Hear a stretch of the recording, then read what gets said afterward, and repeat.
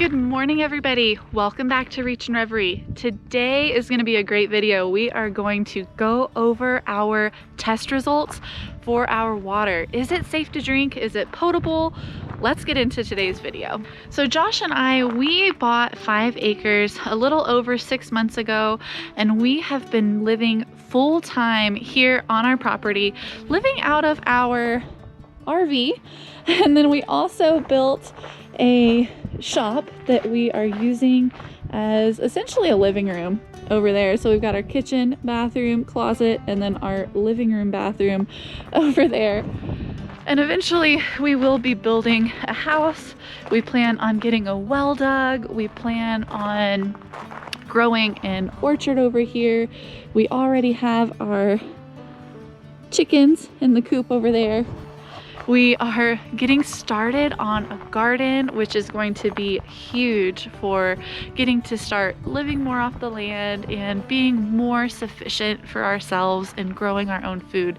Later this year, we will be getting rabbits for meat, and then in the future, we also plan on having dairy goats. A whole lot of adventures, and there's so much to come here on this channel. So thank you guys for picking today's video to watch and joining along with me and spending some time on this day checking into our water. What's going on with our water? So until we get a well, Josh and I are using water collection through water tanks for the water that we drink.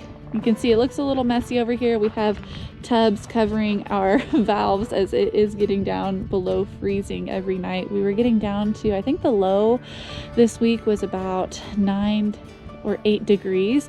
So it's been getting cold enough for some hard freezes. We also have some of our plants over here covered with blankets.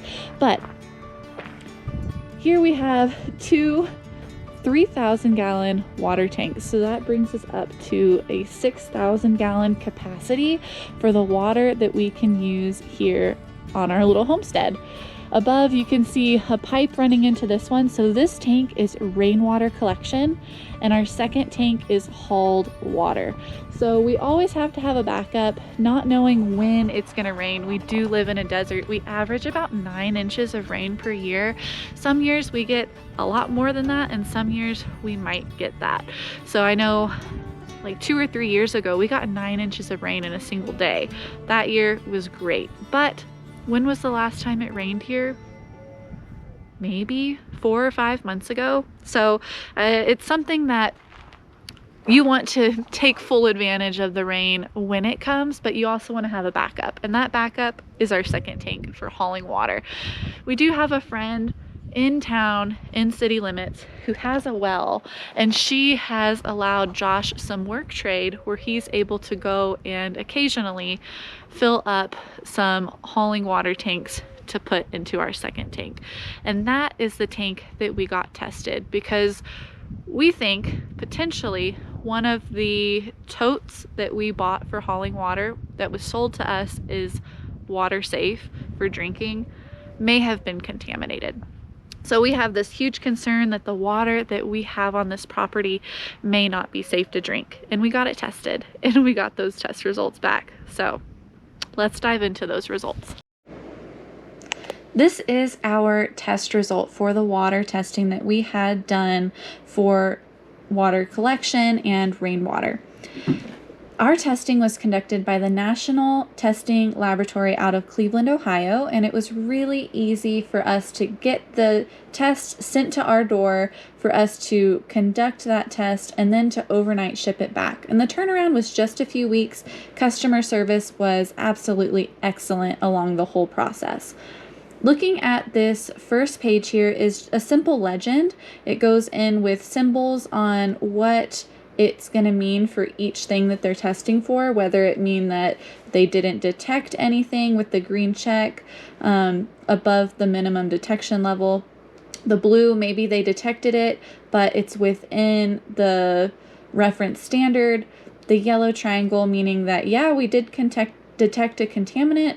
It is above the standard, but this is going to be some type of contaminant that the EPA was not able to enforce, the amount on. A red cross, that's going to say the contaminant was detected. It's above the EPA standard enforceable MCL. So we're not going to want to see a red cross here. So far, yellow triangle, blue circle, and green check are all the types of things that we're going to be thinking, okay, that's not too bad. And then if we see a X, that's going to say the results are invalid. Let's go ahead and dive in here and see what our test results look like. So Josh and I, we have already reviewed these results. We just wanted to share with you guys. So looking here at the beginning, everything on this first section is going to either be green check mark or blue. So the blue is going to mean, yeah, they detected this in the water testing, but it's within the standard range for what is considered safe. So we see we've got some calcium, we've got some lithium, magnesium, manganese, and potassium. Really happy to see that we did not get the arsenic. We don't have aluminum in our water. There's no lead. So that is really good. Scrolling on down, we're going to see our first yellow triangle. It's going to say that we have hardness in our water. That's not a surprise where we live here in Western Texas. The water is hard and everybody here knows it. It is something that we live with. We could get a water softener. That is something Josh and I have discussed, but it's not necessarily a health hazard. And we'll get into that a little bit more here in a minute. Another thing to note that didn't come up to me because I saw that it was within the acceptable range is we do have uranium in our collected water that we have in our water tanks, and that's something that we'll discuss a little bit later in this video that we'll come back to. But when we were looking at these test results here, I was looking up each thing that was detected to really do my own research and see if we felt safe with it being in our water. And we'll get into the uranium here in a little bit. We did see there's zinc in the water. We like zinc, and it's within safe levels. Sodium was within safe levels. Potassium, all of those. So moving on down, we do see our pH was good. Turbidity is a little bit higher than the minimum detection level. It's within the national standard, but our total dissolved solids was higher than the minimum, that they wanted to see. It's above the standard, but it's not something enforceable by the EPA. So looking at this, it looks like we wanted to be below 500. Minimum detection 20, we're at 520. So we're really not a whole lot higher than the national standard.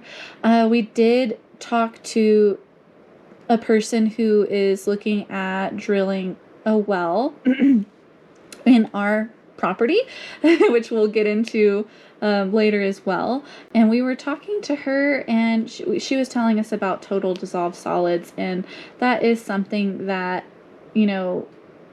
is to be expected with water that we have collected, that's rainwater collection. It's not something that's unsafe. It may affect the taste and what the water looks like, but the total dissolved solids, it's essentially all of these things that we've collected in our water, everything that's here, all added up, and it's something that it may just make our water taste funny, and that's something that we can get into as well later as we go a little bit deeper into these test results.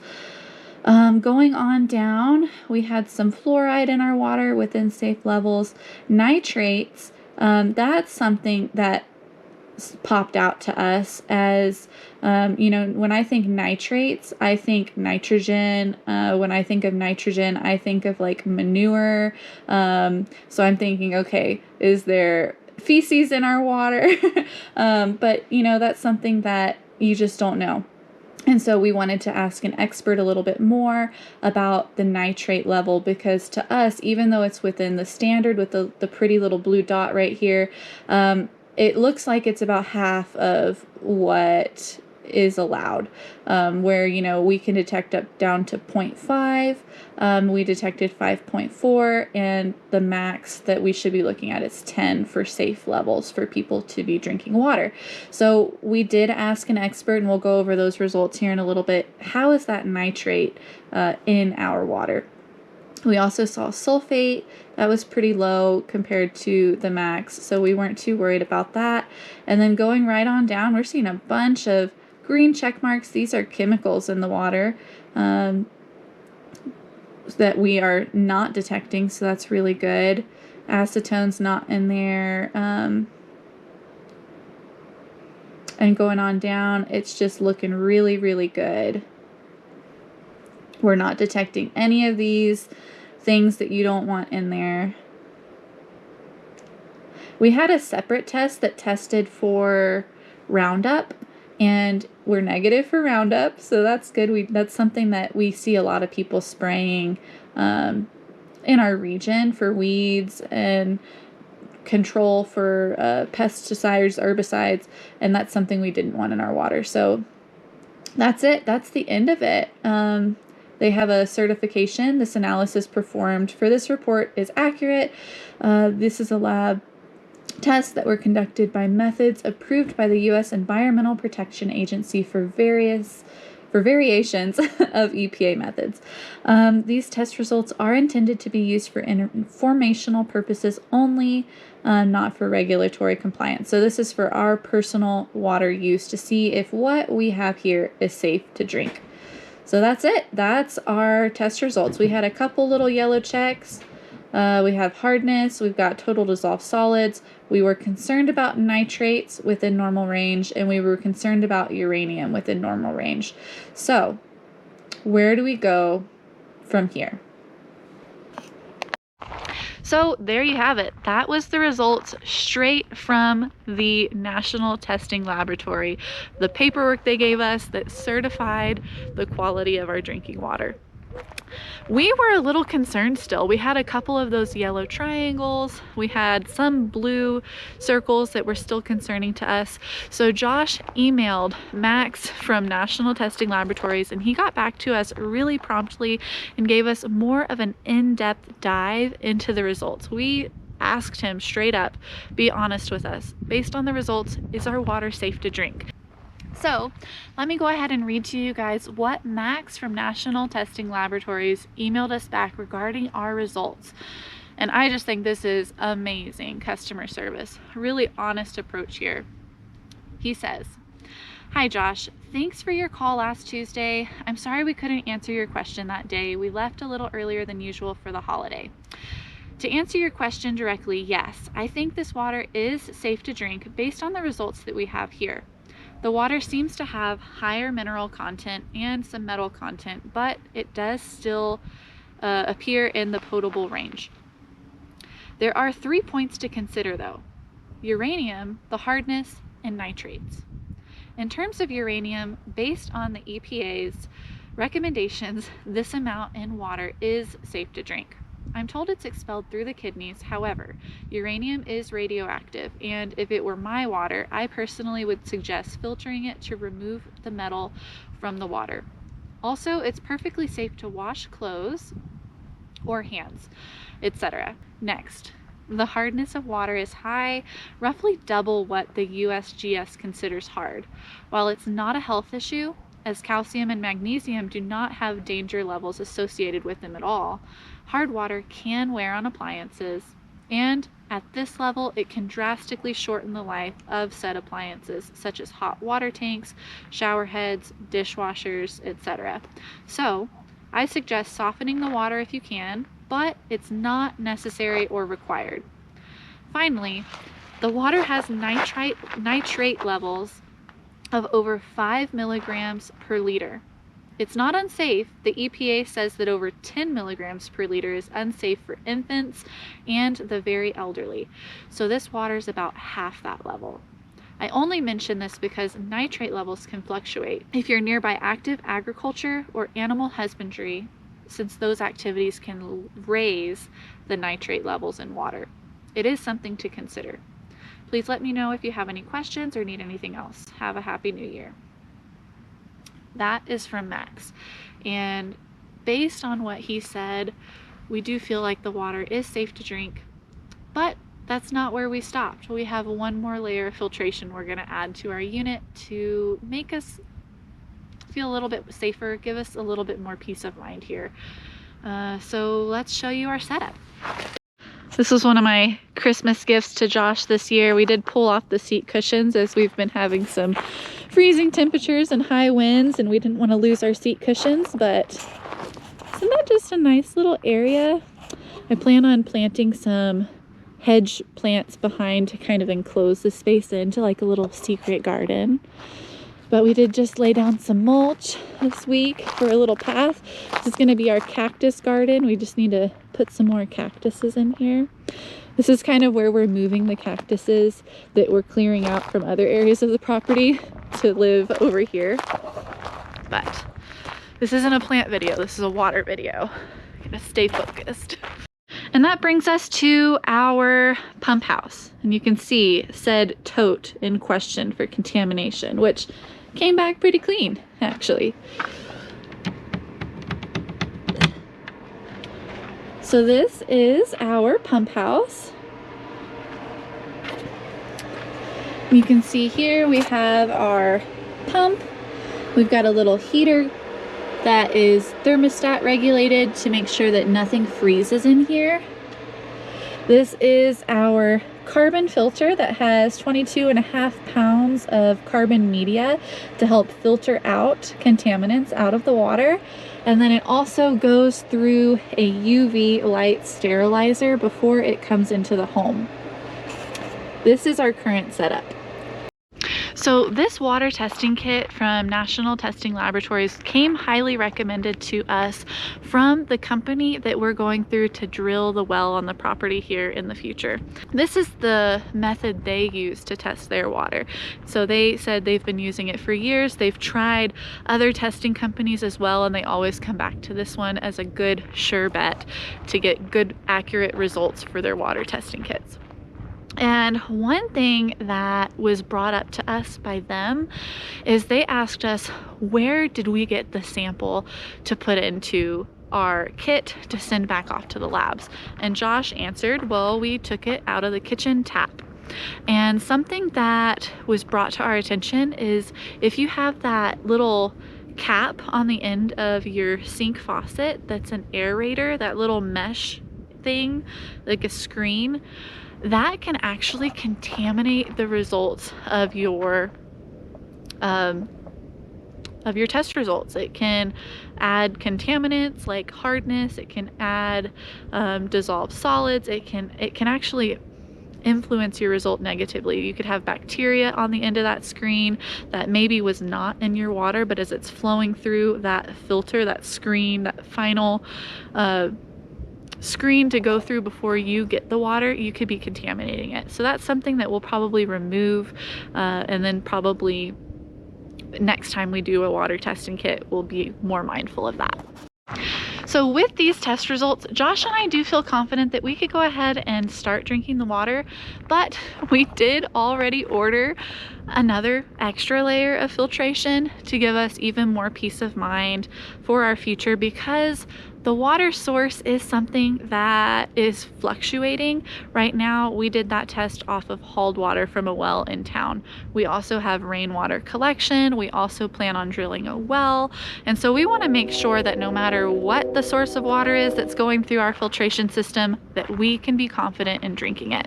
So we'll do more water testing, but here's our extra layer of protection. So here we are in the RV, and we are looking at our RO system.